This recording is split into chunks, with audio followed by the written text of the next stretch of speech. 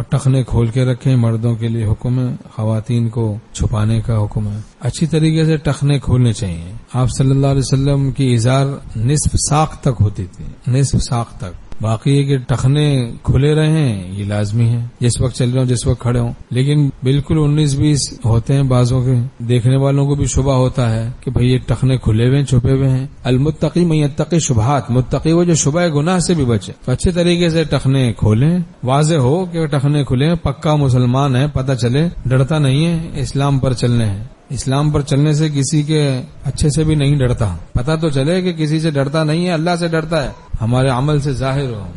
کتنے لوگوں کو ہوش ہی نہیں ہوتا ٹخنے چھپے ہوئے ہیں۔ شلوار چھوٹی سلوانی چاہیے مردوں کے لیے، تو ٹخنے کھولنے کا حکم ہے، خواتین کو چھپانے کا حکم ہے۔ تو بھائی اس طرح کتنے لوگ مرد ہیں ٹخنے چھپاتے ہیں، تو شلوار ہی چھوٹی سلوائیں، ظاہر کا بھی جائزہ ہو، باطن کا بھی جائزہ ہو۔ ایسا تو نہیں ٹخنے ہم جا رہے ہیں گھوم رہے ہیں ٹخنے مردوں کے چھپ رہے ہیں۔ سردی کے موسم میں کتنے ایسے لوگ ہوتے ہیں، موزے پہنے میں غفلت ہو جاتی ہے، چونکہ پھر احساس نہیں ہو رہا موزوں کی وجہ سے کہ بھائی پائنچے کہاں ہیں، ٹخنے چھپ رہے ہیں۔ تو ایسی غفلت سے ہم بچیں، طرح طرح کی غفلتوں سے بچیں۔ یجوز و لا یجوز کا غم یہی ہے، تعلق مع اللہ، یبتغون فضلا من اللہ ورضوانا، کہ اللہ کے فضل کو اور رضا کو ڈھونڈتے پھرتے ہیں صحابہ رضی اللہ عنہم۔ اسی طریقے سے ہم بھی رہیں، اللہ کے فضل کو، اللہ کی رضا کو ڈھونڈتے رہیں۔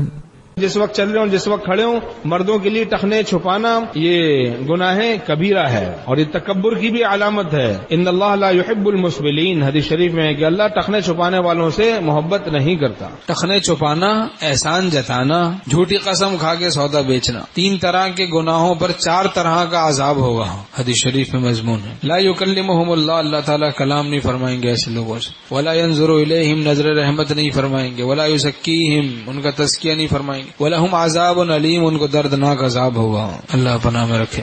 حدیث شریف میں مَا أَسْفَلَ مِنَ الْكَعْبَيْنِ مِنَ الْإِزَارِ فِي النَّارِ، جو حصہ ٹخنے کا چھپے گا ازار سے وہ جہنم کی آگ میں جلے گا۔ ہمارے شیخ رحمۃ اللہ علیہ فرماتے تھے بھائی جو حصہ ٹخنے کا چھپے گا وہ جہنم کی آگ میں جلے گا، ٹخنا اس کا جہنم میں جائے گا، باقی صاحب ٹخنا کو جنت میں تھوڑا ٹہلے گا، صاحب ٹخنا بھی جہنم میں جائے گا۔